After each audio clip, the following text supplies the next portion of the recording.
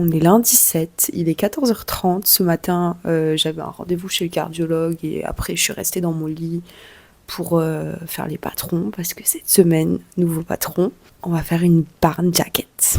Apparemment, c'est la veste tendance de l'automne et du coup, on va pas l'acheter en magasin, on va la coudre.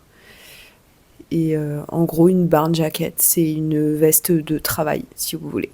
Du coup, j'ai fait la première version du patron ce matin. Je vais la couper dans la toile et on va voir un peu ce qu'on change pas. On va voir un peu la taille. J'aimerais bien faire la veste là-dedans. C'est un côtelet noir. Et le col et le bas des manches là-dedans. C'est une sorte de fausse fourrure un petit peu. Je pense que ça peut être joli. Enfin voilà, je vais m'attaquer à faire la toile et je pense que c'est ce que je vais faire seulement aujourd'hui parce que je suis un peu fatiguée. Ok les gars, j'ai terminé la toile de la veste, mais je crois que c'est pas mal. Alors bon, le col, j'ai fait de la merde. Relevez pas. Alors on en est là.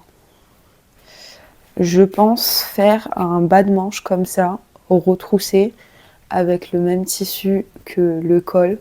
Et le reste de la veste, ce sera un autre tissu.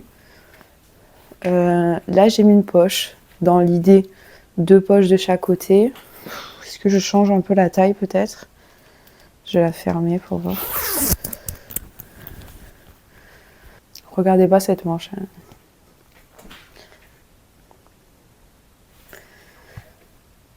Je pense que c'est pas mal. Hein. Peut-être le col, je vais le faire un peu plus grand et un peu plus pointu. Du coup, la poche là, tac tac. Ça et ça, tissu A. Et ça, tissu B.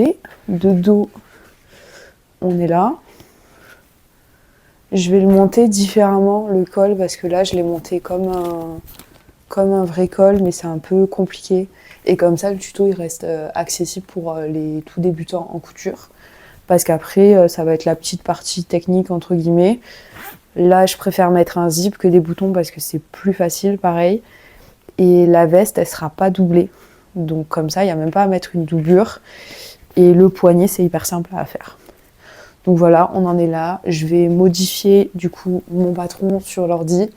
Et demain matin, je referai une toile rapide pour être sûre. Et après, je vais le faire dans le vrai tissu.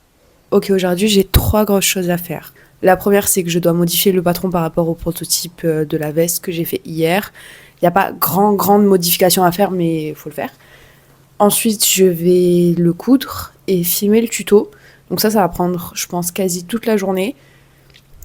Et la troisième chose, il faudrait que je fasse une maquette de mon site pour mon beau-frère qui va refaire mon site pour ma marque de vêtements. Bon, si je le fais pas aujourd'hui, c'est pas grave, mais ce serait bien que je le fasse aujourd'hui. Et si top du top, je suis en avance, il faudrait que je fasse le montage d'une vidéo. Pour la série de vidéos Je crash test les marques de tissu parce que en fait j'en ai tourné plein mais j'ai pas fait les montages, c'est trop long, c'est relou. Mais il faudrait que je fasse ça.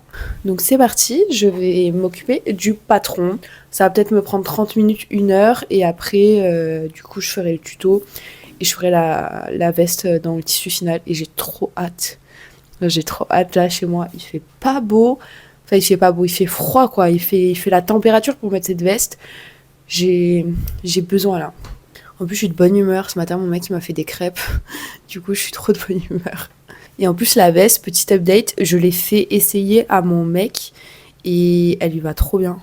Donc, le patron, en soi, est mixte. Voilà, messieurs, si vous regardez cette vidéo, ou mesdames qui veulent coudre pour les messieurs, vous pouvez lui faire la veste. Ok, on en est là, le patron il est terminé, il est nickel. J'ai coupé toutes mes pièces et maintenant je vais les coudre et je vais filmer en même temps le tuto pour YouTube et ça va être trop beau, je vous montre les 2 tissus. Le col il sera dans celui-ci et la veste là-dedans, c'est un velours côtelé et les 2 ils viennent encore une fois de chez Beglarian. Voilà, c'est des tissus d'estoc. Ça va être trop joli. Donc le col comme ça, hop. Et après je vais mettre un zip. Moi j'ai qu'un zip comme ça, franchement il est laid à souhait. J'hésite. En fait j'en ai qu'un comme ça avec de de la bonne taille. Du coup, pour le zip, il faut que le zip il fasse 60 cm et j'ai soit cette option, je sais pas, mais il est noir, mais il est rose gold, pas dingue. Et sinon, j'en ai un gris avec l'émail argenté. Le problème du gris, c'est que ça va se voir un petit peu. Et j'ai peur que ça rajoute un peu trop d'infos, vu que ça, c'est beige. Et j'ai un peu la flemme de sortir en acheter un autre. Donc, je pense que je vais partir sur lui. Et si vraiment ça m'irrite l'œil, ben, je mettrai autre chose. On verra. J'ai terminé la veste, sauf que je déteste à mort la fermeture à glissière. Et du coup... je vais coudre une autre version. En gros, là, j'ai fait un montage hyper simple de la veste, vraiment pour les débutants, mais qui n'est pas le montage dit standard d'une veste, surtout pour un col. En fait, c'est surtout ça le problème.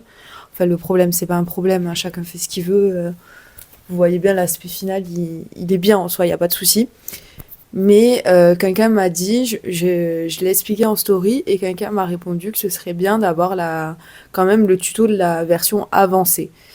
Et du coup, j'avais expliqué qu'on pouvait faire la veste avec des boutons et pas un zip, parce que moi j'ai voulu mettre un zip parce que, encore une fois, c'était plus simple à poser que faire des boutonnières pour certains. Sauf que mon zip, il est trop moche.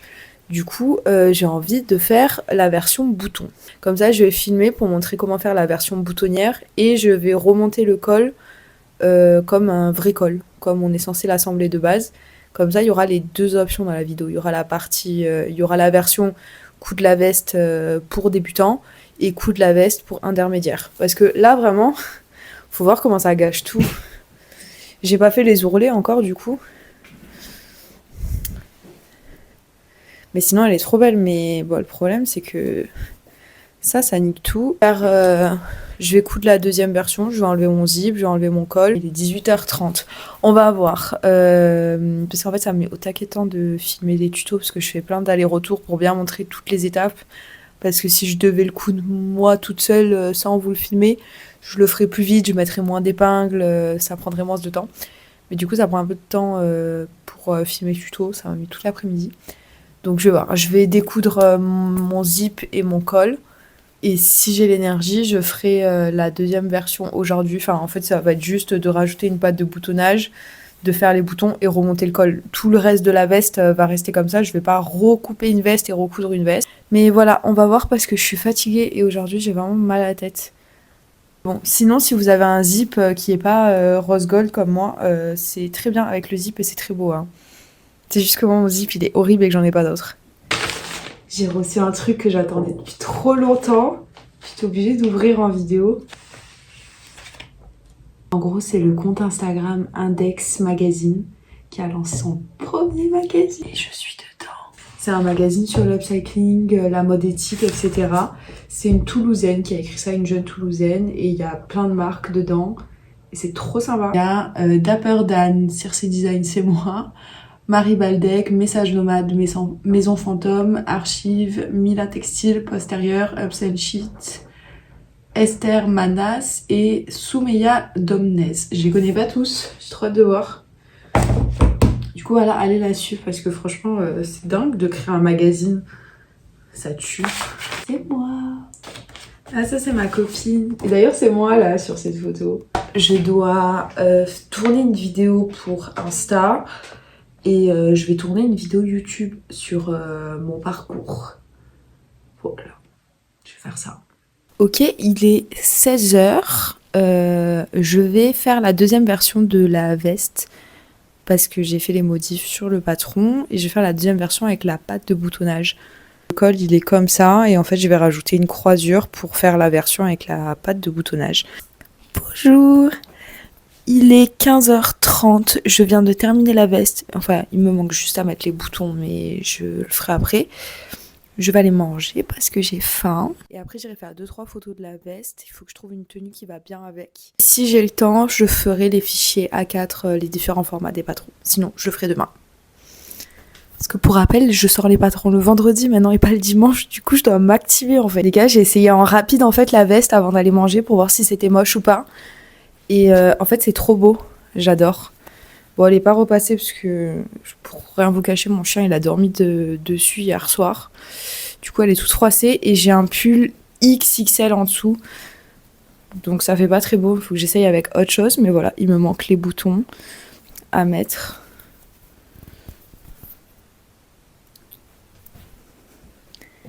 C'est trop beau.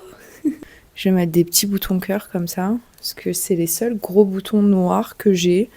Et je trouve que ça va faire mimi. Bon, après, on s'en fout, franchement, des boutons, ça va pas se voir.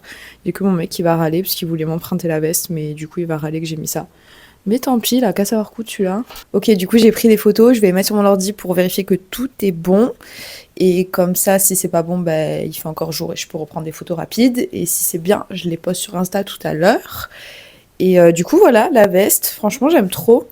Elle aurait mérité peut-être d'être dans un tissu un poil plus épais parce que c'est vrai qu'il est assez fin, ce tissu. Mais franchement, pour la mi-saison, c'est cute. C'est cute, c'est cute. Et voilà le résultat. C'est sûr que je la referai pour l'hiver dans un tissu épais, genre un drap de laine ou un truc comme ça. Ce serait trop joli avec, je pense, le col et tout de la même couleur cette fois-ci. Mais je trouve que c'est archi simple et efficace. C'est un projet cool à coudre. Et c'était pas si long et c'est pas très dur. En vrai de vrai, sans se mentir, je vous dis tout le temps, c'est pas dur. Mais croyez-moi, je pars jamais dans des trucs difficiles parce que je suis pas genre à me prendre la tête pour coudre. Même si je sais très bien coudre, je couds toujours des trucs faciles parce que franchement, j'ai trop la flemme sinon. Enfin voilà, je vais retoucher mes photos et après, je pense que je vais aller un peu regarder la télé et faire le patron devant la télé. Du coup, on se voit demain en espérant que je sois pas trop à la bourre demain parce que le patron sort dans 24 heures pile, là, à peu près à l'heure où je parle. Parce qu'il est 17h28, donc ouais, dans 24 heures pile, il faut que le patron soit prêt, les vidéos YouTube soient prêtes, la vidéo Insta et toutes les miniatures et compagnie pour Etsy. Donc c'est parti. Bon, on est vendredi, c'est le jour de la sortie du patron. Là, il est 13h, je crois, ou 13h30. Ce matin, j'ai fini tous les patrons pour tous les formats. Donc, je fais A0, A4 et projection pour le vidéoprojecteur. Et pour les PDF A4, en fait, ça prend du temps parce que je fais un PDF par taille. Je trouve ça plus lisible sur un patron quand il y a beaucoup de pièces que d'avoir plein de traits, de jamais savoir lequel découper. Je trouve ça relou. Donc voilà, ça prend un peu de temps, mais c'est bon, c'est fini. Là, je vais prendre mon petit café sans caféine parce que je ne bois que du déca. Vous allez me dire, elle est complètement marteau celle-là, pourquoi elle boit que du déca et pas du café.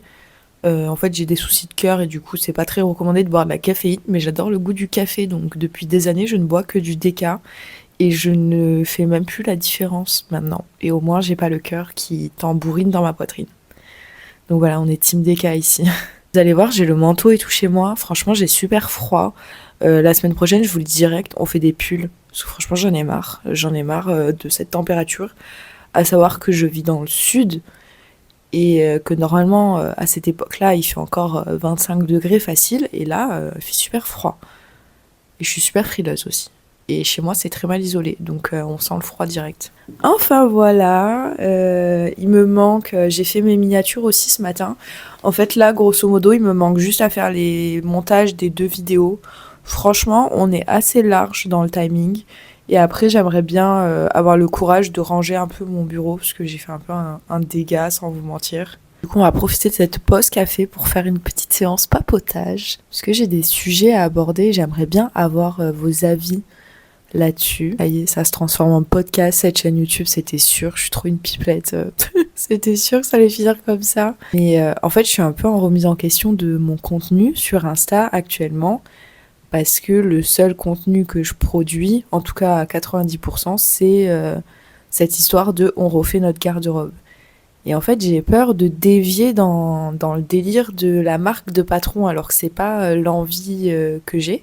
Mais d'un côté, j'ai aussi la réflexion de me dire quoi de mieux, sur mon compte les gens sont là pour apprendre à coudre, je me dis quoi de mieux que d'avoir des tutos détaillés et des patrons pas très chers pour apprendre à coudre et à se perfectionner, parce que c'est vrai que les tutos upcycling ça va 2 minutes, mais est-ce que les gens font vraiment de l'upcycling 24/24 ? En tout cas moi j'ai plus de vêtements actuellement pour faire des upcycling en toute honnêteté. Enfin, j'ai 2-3 trucs, mais rien qui m'inspire de ouf. Faudrait peut-être que je fasse un tri dans ma garde-robe, mais bon, vu que j'achète pas tant que ça, je peux pas non plus produire de l'upcycling 24/24 et je suis pas très pour d'aller en fripe ou quoi pour acheter des vêtements dans le but seulement de les upcycler parce que souvent ce genre de choses je trouve qu'on les porte pas. Pas qu'on porte pas les upcycling mais qu'on porte pas des choses qu'on a faites pour des vidéos. Dans le sens où je trouve ça pas dingue mais moi ça m'est déjà arrivé d'upcycler quelque chose pour une vidéo parce que c'est la tendance du moment, c'est à la mode. Comme ça, je vous montre comment reproduire le truc. Et en fait, ça me plaît pas forcément et je le porte pas. Et je trouve que le but aussi, c'est pas de faire de la surconsommation de couture parce que ça n'a aucun intérêt.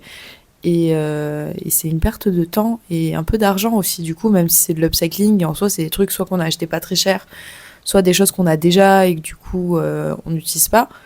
Je suis plus du principe de me dire donne-les ces fringues plutôt que de couper dedans et de au final jamais porter les choses. Après, c'est vrai que j'ai ma série de vidéos sur l'école de mode, mais j'ai l'impression que j'arrive un peu à bout dans le sens où je sais plus trop quoi faire comme contenu. J'ai l'impression qu'on a vu déjà beaucoup de choses. Il y a encore quelques trucs un peu techniques, mais je me les réserve pour plus tard en fonction des patrons en fait. Par exemple, j'ai prévu de sortir une veste matelassée avec une pose de biais. Et du coup, je ferai une vidéo école de mode sur comment poser un biais. Et c'est vrai que sinon, je commence à être un petit peu à court d'idées et j'ai l'impression que ça tourne en rond et que ça devient un petit peu peut-être ennuyant pour vous. Peut-être que je me trompe et que j'ai pas de recul sur la situation parce que ce sont mes vidéos, mais j'ai l'impression que je me transforme en marque de patron, alors que c'est pas l'idée. L'idée, c'était pas de venir créer un compte, vous amadouer et après vous demander de l'argent. Je trouve ça un peu naze. Même si du coup, si vous regardez les vlogs, vous voyez bien que je suis un peu obligée de les mettre. Enfin, je suis un peu obligée. Il faut bien que je gagne un peu ma croûte quand on voit que développer un patron, ça me prend une semaine en travaillant de 8h du mat à 22h. Donc bon, c'est normal que je puisse pas proposer tout gratuit. Parce qu'il y a une fille l'autre jour qui m'a commenté ça, qui m'a dit ah, c'est trop dommage que tes patrons ils soient pas gratuits. Et j'avais mis un mot en story, et d'ailleurs vous aviez très bien réagi en règle générale, où je disais en même temps, moi je veux bien vous donner des trucs gratuits, mais entretenez-moi, payez mon loyer, faites mon quotidien quoi. Genre si quelqu'un est prêt financièrement à m'assumer comme son enfant, il y a pas de souci, moi je vous fais que des choses gratuites. Mais si vous voulez du contenu, surtout du contenu éducatif, je peux pas non plus tout faire gratuit, c'est pas possible. En tout cas, dans un monde comme le nôtre, ce n'est pas possible. Et en fait, cette réflexion, elle m'avait un peu tendue parce que je me suis dit, s'il faut, elle pense ça, mais beaucoup de gens pensent ça et se disent, what the fuck, c'est qui cette meuf, pourquoi elle commence à nous vendre des patrons, c'est quoi cette embrouille? Et moi, j'avoue que ça m'embête un peu dans le principe parce que je voulais pas faire de la publicité mensongère sur mon compte. Mais c'est vrai qu'au final, je suis obligée de vendre des trucs parce que sinon, je suis pas rémunérée. Vous le voyez bien, je fais pas de collab rémunérée. Si je gagne 30 balles par mois sur TikTok avec des vues, c'est le max. Et du coup, moi, je veux bien m'investir à 100%, mais je peux pas le faire toute seule. Du coup, il faut bien qu'il y ait un minimum de compensation derrière. Et c'est pour ça que j'avais décidé de sortir des patrons vraiment pas chers. Parce que je le rappelle, ils sont à 2€ plus la taxe de votre pays. Et sur ces 2€, moi, je touche un petit peu moins d'1€, avec tous les prélèvements de Etsy, de l'URSSAF, etc. Donc c'est pas non plus... je profite pas de vous, on va dire. Je mets le minimum syndical parce que tout travail mérite salaire. Mais bon, là, je crois que j'ai vendu 150 patrons.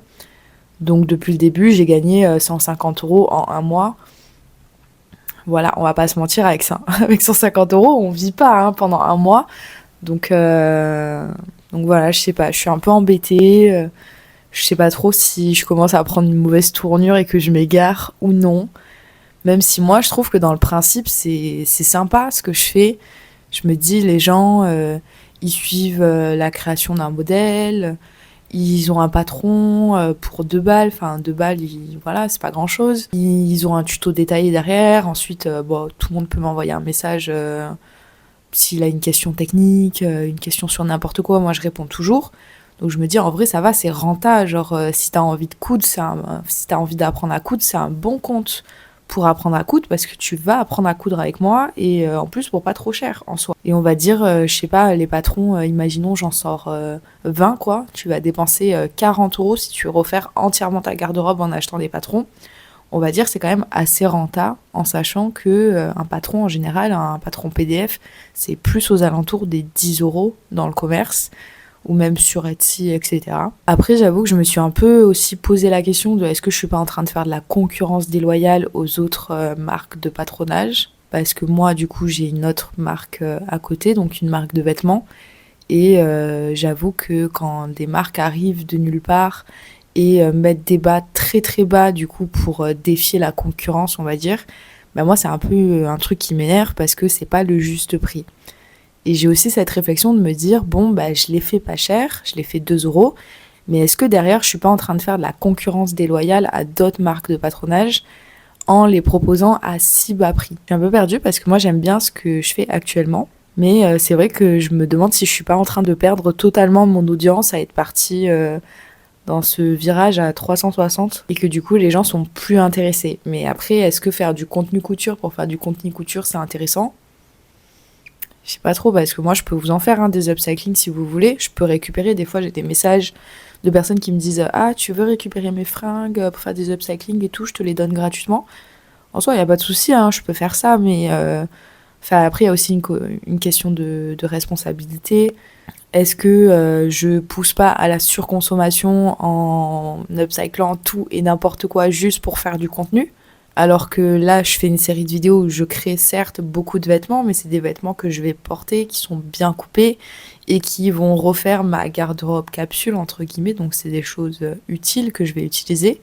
Alors qu'il y a des upcycling, je les utilise pas, quoi. Et après, bah, je les refile, les fringues. C'est pas jeté, mais est-ce que la planète avait besoin de cette empreinte carbone supplémentaire? Je suis pas très sûre. Pareil, j'ai la série sur les vidéos de stars, et ça j'aimerais bien avoir votre avis là-dessus, où j'ai repris des tenues de Gossip Girl pour les créer, et c'est vrai que les tenues elles sont très sympas et tout, mais pour le moment c'était que des tenues de soirée, et moi j'avoue que je sors pas, donc les tenues elles me servent à rien. Mais là pareil, je faisais tout de base en moulage, juste pour le divertissement. Et au final, vous avez aucune mesure, aucun patron, vous savez même pas comment refaire la tenue. Et j'avais eu plein de demandes en me disant ah mais est-ce que celui-là tu vas le sortir la robe Serena? C'était surtout la robe Serena. Ah est-ce que la robe Serena de Gossip Girl tu vas sortir le patron, etc. Et du coup bah non, parce que j'ai pas fait de patron, parce que j'ai fait du moulage. Je l'ai fait que pour moi, donc j'ai pas du tout reporté mes mesures quelque part. Et c'est vrai qu'au final, est-ce que c'était pas juste un contenu inutile que j'ai produit? Parce qu'en soi, c'était seulement du divertissement. Et du coup, c'est un peu du contenu creux. Maintenant, je sais pas, peut-être que je me trompe. Et du coup, est-ce que faire des tenues de stars, ça reste dans ma ligne éditoriale de base qui est du contenu éducatif pour apprendre à coudre? Ou je deviens juste une version couture de la culture du vide? Je sais pas trop. Après, pourrait y avoir l'option de je continue cette série de vidéos et je produis les patrons, comme ça les gens peuvent les refaire. Et là, au moins, ça aurait un intérêt. Mais voilà, je sais pas trop, je suis un peu perdue. Franchement, dites-moi en commentaire, parce que c'est que si sur les réseaux sociaux, je sers à rien, ben pour moi, j'ai pas besoin d'être là. Moi, je le vois comme ça, je suis quelqu'un de très blanc ou noir, donc c'est pour ça ma réflexion aussi. Mais moi, si mon contenu, il apporte rien à personne, bah franchement, j'arrête. Ça n'a aucun intérêt. Si demain, tout le monde sait coudre et que personne n'en a rien à faire des patrons avec les designs que je sors, bah j'arrête. Enfin, il y a pas d'intérêt à que je sois présente et que je m'embête à créer du contenu qui n'intéresse personne et qui n'est utile à personne. Voilà, c'était un peu ma réflexion. Je me dis peut-être que vous avez un avis là-dessus. Vous pouvez le mettre en commentaire ou m'envoyer un DM sur Insta. Et, je sais pas trop. Pour le moment, je vais continuer, mais je sais pas trop. J'ai prévu des séries de vidéos aussi sur YouTube.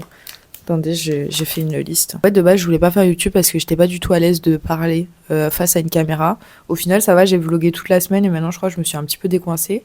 Mais du coup, c'est vrai que sur Insta, il y a des sujets, tu peux pas trop les aborder en profondeur parce que le format, c'est 1 minute 30, 2 minutes et encore, franchement, si tu fais une vidéo depuis 45 secondes, les gens, ils lâchent. Donc je me dis peut-être qu'il faudrait que je développe aussi le YouTube pour les gens qui ont des vraies questions. je me suis fait une liste. Je vais vous dire. Vous allez me dire si c'est bien ou pas. Alors, ça, c'est une première vidéo, je l'ai déjà tournée. Donc, si c'est nul, vous me dites rien parce que je l'ai déjà tournée.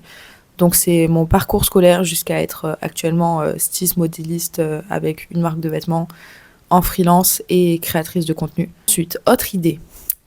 Connaître les tissus, composition, entretien, reconnaître une matière, etc.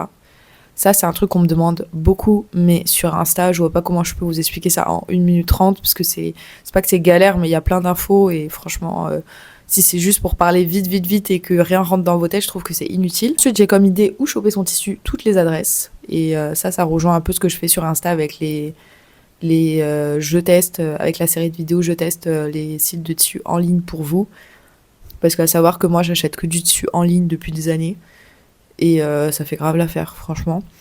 Et j'ai plein d'adresses et je pense que ça peut être bien de regrouper ça sur une vidéo YouTube avec toutes les catégories, donc les catégories upcycling, les catégories coupons, les catégories étoffes européennes, étoffes pas chères, etc. Après, je pense que ça, c'est un peu la vidéo numéro 1 que je devrais tourner, parce que c'est la question numéro 1 qu'on me pose, c'est comment commencer la couture, donc le matériel, je l'ai déjà dit après, hein, j'ai déjà fait une vidéo sur le matériel, mais bon, à chaque fois les gens ils m'envoient un message et je suis là en mode allez voir la vidéo école de mode épisode 1, mais bon, je vois que... en fait, le problème d'Insta, c'est qu'il y a tellement de vidéos que les gens ils cherchent pas, ils ont pas forcément le temps, etc. Alors que si c'est regroupé dans une seule même vidéo, ceux qui sont vraiment intéressés par le sujet, au moins ils ont l'info à un endroit et c'est plus facile. Et aussi aborder les points, hormis le matériel, comment commencer réellement. Parce que les gens qui savent pas coudre, qui n'ont jamais touché une machine à coudre de leur vie, peut-être que dans leur tête, ils se disent je vais coudre un pantalon dès le début, alors qu'au final, c'est une fausse bonne idée selon moi. Parce que pour moi, si tu fais un projet qui est un peu trop gros dès le début, tu vas juste te décourager et tu vas jamais retoucher à ta machine à coudre et elle va finir sur le bon coin. Alors que si tu fais des projets step by step et que tu le fais intelligemment, t'apprendras très vite à coudre et surtout très vite à coudre tes vêtements. Science infuse, mais j'ai appris à coudre à ma mère à distance et c'est comme ça qu'elle a fait et maintenant elle se coud tous les vêtements qu'elle veut. J'ai plein de choses à dire pour débuter la couture. Comme je vous dis, j'ai formé ma mère à distance et franchement maintenant elle est au top. Coucou maman d'ailleurs si tu regardes. Voilà, trêve de blablatage, il est 14h là, franchement j'ai abusé, ça fait une demi-heure, je fais un monologue. Je vais faire le montage de mes vidéos, les voix off et la vidéo Insta, et après le patron il sera posté sur Etsy, peut-être que je refilmerai pas, donc si c'est le cas je vous dis à la semaine prochaine, bisous.